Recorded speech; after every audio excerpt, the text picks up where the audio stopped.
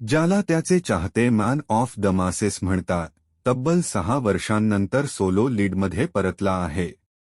दिग्दर्शक कोर्टाला शिवाच्या देवरा, आता 2 भागांमध्ये विभागलेले, या चित्रपटासाठी त्याने पुनरागमन केले आहे.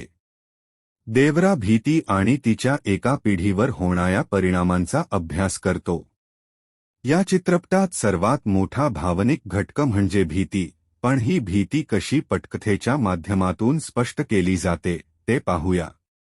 चित्रपटाची पार्श्वभूमी 1996 सालाची आहे, जिथे एक पोलीस अधिकारी अज्ज आणि त्याची टीम गुन्हेगार दया आणि यथीचा शोध घेत आहेत.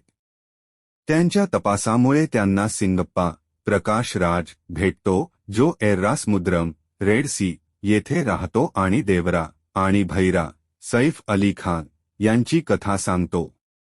1970च्या दशकात देवरा एक नीतिमान व्यक्ती आहे, जो कोणाचंही जीवन घेण्यापूर्वी दोनदा विचार करतो, तर भैरा निर्दयी आहे आणि कोणाचाही जीव घेण्यास मागेपुढे पाहत नाही. देवराच्या नेतृत्वाखालील एक गट जहाजांवर लुटमार करतो, ज्यांचे कॉन्ट्रॅक्ट मुरुगाच्या मुरली शर्मा कडून येतात. एके कामानंतर देवरा याला जाणवतं की त्याच्या कामामुळे निर्दोष लोकांचे जीव जात आहेत. त्यामुळे तो हे काम सोडण्याचा निर्णय घेतो, मात्र त्याला भैरा आणि कुंजरा कलैयारासन कडून अडथळे येतात.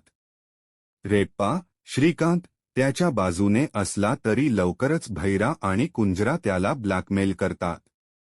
पुढे देवरा आणि भैरा यांच्यातील संघर्ष कसा उलगडतो हे पाहण्यासारखं आहे. दिग्दर्शक कोर्टाला शिवा त्यांच्या मागील फ्लॉप चित्रपट आचार्य नंतर देवरावर पूर्ण विश्वास ठेवून आले आहेत, आणि ते का, हे आपण देवराची भव्य दुनिया पाहताच समजते. चित्रपट दृश्यदृष्ट्या अप्रतिम आहे आणि भीतीसारखा एक ठोस भावनिक आधार आहे. देवरा निर्भय आहे, तर त्याचा मुलगा वरा द्वारे साकारलेला दुसरा पात्र भीतीने भरलेला आहे. या भावनिक विरोधाभासावर आधारित हा कथानक आहे. पण कोर्टाला शिवा एक अंदाजे कथानक देतात, ज्यामुळे प्रेक्षक त्या भावनांमध्ये गुंतून राहू शकत नाहीत. देवरा भाग 1 मध्ये खूप काही चालू आहे. विशेषत 3 तासांच्या जवळपास असलेल्या कालावधीमध्ये चित्रपट आपल्याला एर्रासमुद्रम आणि तिथल्या लोकांची ओळख करून देतो, ज्यांना शस्त्रांची पूजा करण्याची परंपरा आहे.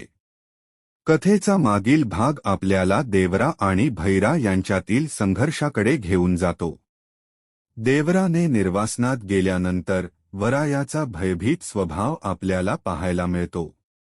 त्याशिवाय थंगम, जान्हवी कपूर आणि वरा यांच्यातील रोमांस एकतर्फी आणि कंटाळवाणा वाटतो. चित्रपटात मास सीन भरपूर आहेत, ज्यात देवरा आणि वरा यांचे काही धडाकेबाज प्रसंग आहेत. पण चित्रपटाचा भावनिक भाग तितकासा प्रभावी ठरत नाही. दृश्यदृष्ट्या देवरा अत्यंत सुंदर आहे आणि याचे श्रेय जाते छायाचित्रकार रत्नवेल यांना.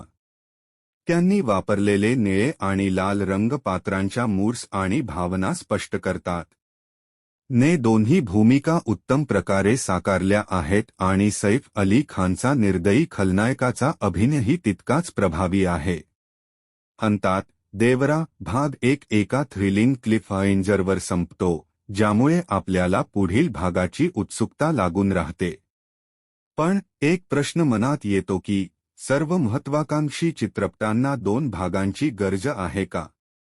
अंतिम निर्णय 5 पैकी 2.5. तर मित्रांनो, हा होता देवराचा रिव्ह्यू. तुम्हाला हा रिव्ह्यू कसा वाटला हे कमेंट बॉक्समध्ये नक्की सांगा. आवडल्यास लाईक आणि सबस्क्राईब करायला विसरू नका.